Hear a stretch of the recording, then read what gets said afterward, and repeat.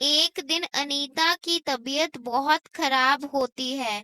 वो अपने कमरे में आराम कर रही होती है। तभी उसकी ननद शीला कमरे की तरफ आती है, तो वो देखती है कि अनीता सो रही होती है।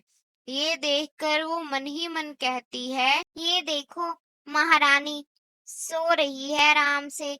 घर के काम क्या इसकी माँ करेगी आकर। शीला जल्दी से अपनी माँ के कमरे में जाती है और बोलती है, वो देख लो, अपनी बहू को आराम से सो रही है। ना खाना बनाने की फिक्र है, ना घर के किसी और काम की कोई टेंशन। क्या अनीता सो रही है?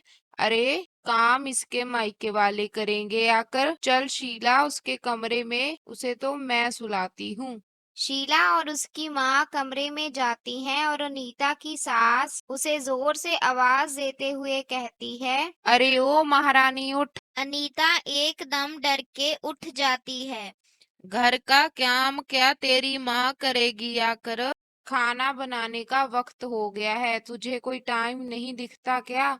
आराम से लेटी हुई है यहाँ कमरे में। वो माँ, मेरी तबीयत ठीक नहीं है आज, इसलिए मैं आराम कर रही थी। अरे, हमें सब पता है तुझे क्या हुआ है, चल काम कर।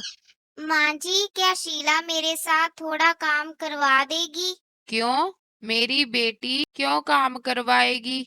वो यहाँ आराम करने के लिए आई है, कुछ दिन आके तेरी सेवा करने। अनीता बेचारी ऐसे ही धीरे धीरे उठकर किचन में चली जाती है। वो पहले तो धीरे धीरे सारे बर्तन साफ करती है, फिर जब वो रोटी बनाने लगती है तो उसे कुछ ठीक नहीं लगता, तो वो किचन से बाहर आ जाती है और बेड पर गिर जाती है। उसकी ननद उसे फिर लेटे हुए देखती है, तो वो अपनी माँ को जाकर कहती है, माँ, तुमने भाभी को काम करने के लिए कहा था ना, वो देखो, वो फिर से वहां लेटी पड़ी है। अच्छा, देखूं तो मैं जरा। उसकी सास बाहर जाकर गुस्से से बोलती है। अरे ओ महारानी, उठ। एक बार में तुझे समझ नहीं आता, तुझे काम करने को कहा है, लेटी पड़ी है यहाँ। तू क्या चाहती है? मैं और मेरी बेटी भूखे ही बैठे रहें? चल उठ, जल्दी से काम कर। अनीता फिर धीरे धीरे उठकर किचन में चली जाती है। किचन में उसका पति विवेक आता है, तो वो देखता है अनीता किचन में बेहोश पड़ी होती है। वो जल्दी से अनीता को अंदर बेड पर ले जाता है। उसकी माँ और उसकी बहन वहीं पर आ जाती हैं। माँ, इसे किचन में काम करने के लिए किसने कहा था? इसे सुबह से बहुत बुखार था, मैं इसे आराम करने के लिए कह के गया था। अरे कुछ नहीं हुआ इसे, कोई गोली दे दे बुखार की, ठीक हो जाएगी। माँ, आप तो रहने ही दीजिए।